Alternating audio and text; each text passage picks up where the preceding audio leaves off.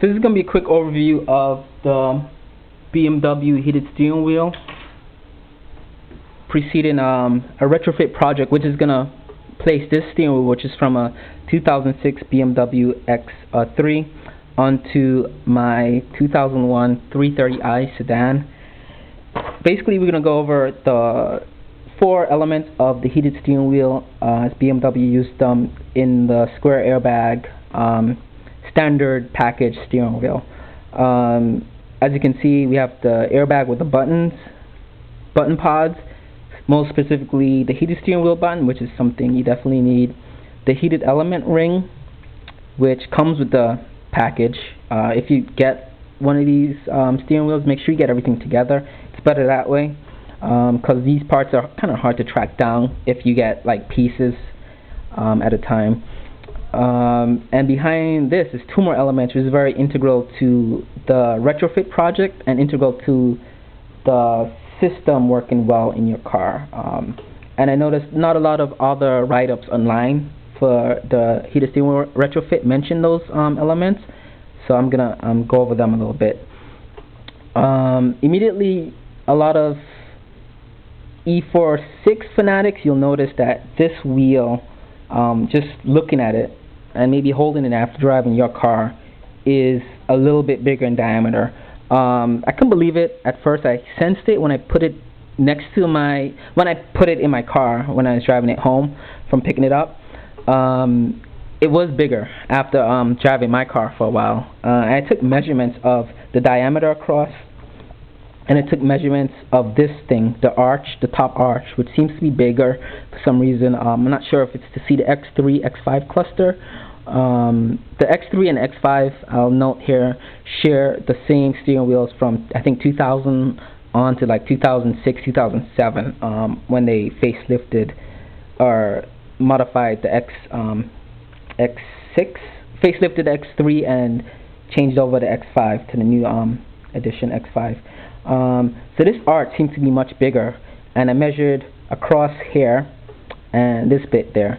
So the measurements I got compared to our car is the X3 has 15 inches across diameter. 3 Series only has 14.5 on the square airbag wheel.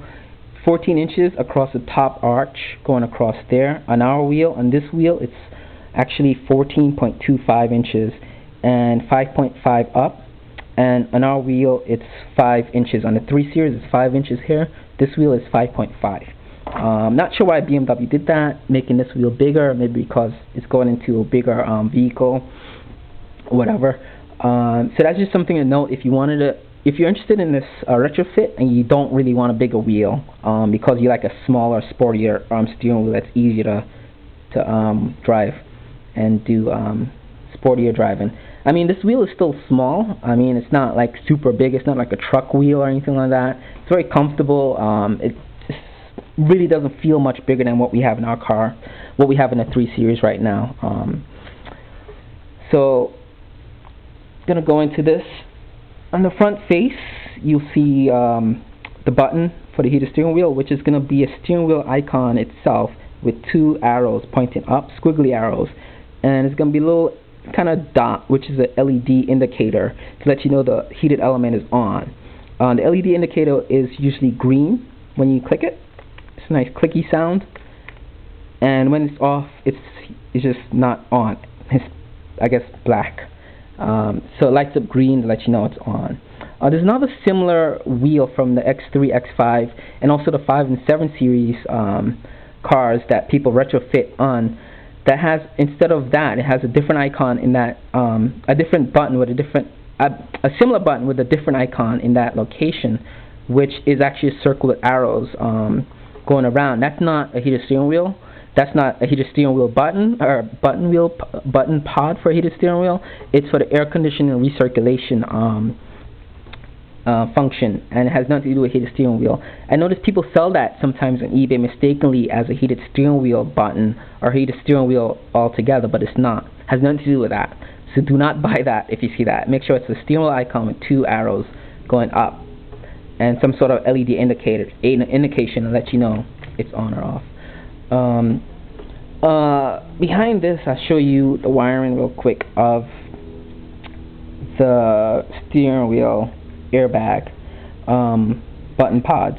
On the cruise control side, it's connections for the cruise controls, connections on this side for the radio stereo function button, and right behind the heated button is a 3-pin connector that goes in there for connecting that button to the element and bringing power, I guess, to that button. So is that extra connection right there for that. And everything else is the airbag connectors, the two there, and this big yellow black thing. It may be different colors in different cars. And this white one that comes out is for the cruise control and the radio stereo buttons. And that's that for that.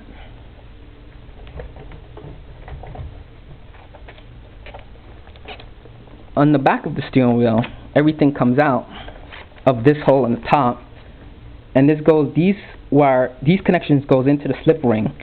On the heated steering wheel, it's 3 connectors that come out of this hole into the slip ring.